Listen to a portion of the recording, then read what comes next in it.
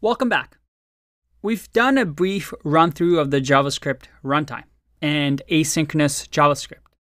Now, this is something that we're going to get into a little bit deeper later on in the course, but I hope by now you should have a good understanding of the difference between a JavaScript engine and a JavaScript runtime. The way that I like to think about it is like this.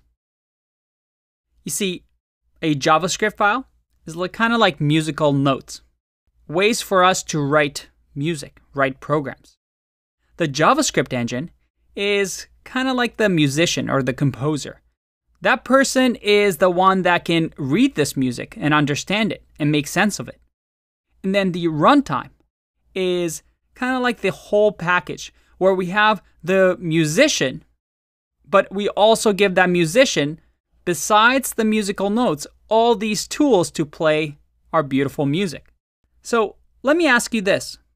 If we're able to have different JavaScript runtimes because, well, JavaScript can run outside of the browser, what do you think Node.js is? Well, is Node.js a programming language? Is Node.js a JavaScript engine? Is it a runtime?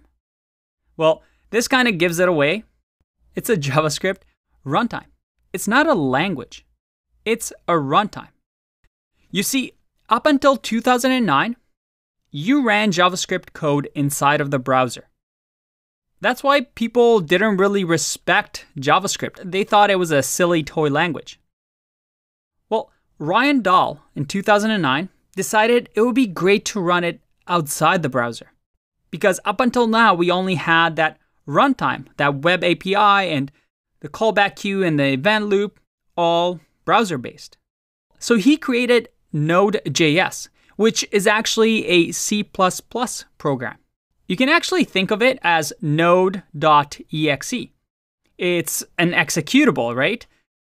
A C++ program that provides this runtime for us. And if we look at the Node.js runtime, you see that it looks quite similar with our browser-based runtime, doesn't it?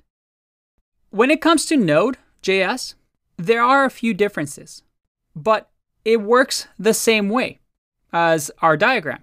We have our V8 engine, and then we have our event loop and what they call our callback queue. And they use something called libuv, which again is written in C++, for us to do these asynchronous operations with the V8 engine. Now, when it comes to Node.js, it does a little bit more than our web browser runtime. You see, in the case of a browser, we're limited to what we can do in the background, right? The browser isn't going to allow us to do much on the person's computer. You can't really access, for example, the file system of the user. I mean, that would be a huge security flaw. It just runs on the browser on the tab that we're currently on, in what we call a sandboxed environment. But in Node, we can pretty much do most of the things in the background. We can access file systems. We can do all sorts of things. You see, Node.js uses the Google V8 engine to understand the JavaScript, but it uses this libuv library, which works along to create this event loop to extend what we can do in the background. Now, here's the fun thing. If I install Node.js on my computer, and let's just run Node, if I type in window here, well, I get an error. There's no window like we had in the browser.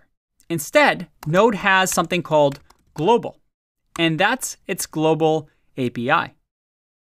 You see that just like we had with window, in Node, we have this global API that we can use, which also happens to have set timeout, set interval. That's nice, but also has some extra things that we couldn't do in a browser.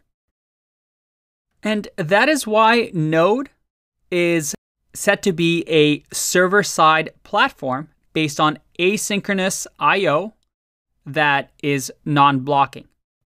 It means that it uses JavaScript, but outside of the browser, but it creates this entire environment, this runtime that runs outside of the browser, and it allows us to have the same model of a single threaded model, but any asynchronous tasks can be non-blocking. That is, they can be passed on to what we call worker threads in the background to do the work for us and then get sent back through the callback queue and event loop onto the stack.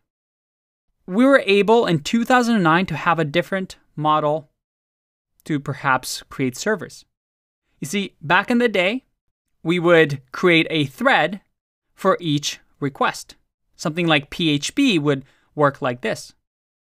And if what we call the thread pool, that is however much the server can work, is maxed out, well, the requests would just have to wait for the other ones to be available again.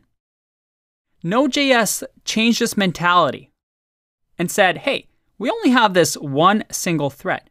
But as soon as you give me a thread, I'm just going to pass it off to my asynchronous runtime to take care of it. And this simplified things a lot. Now, there's pros and cons to each method, but I hope now you see the power of the runtime, how it adds on this extra feature to JavaScript so that we can finally have the capabilities we had in the browser, but also the capabilities outside of the browser. I'll see you in the next video. Bye-bye.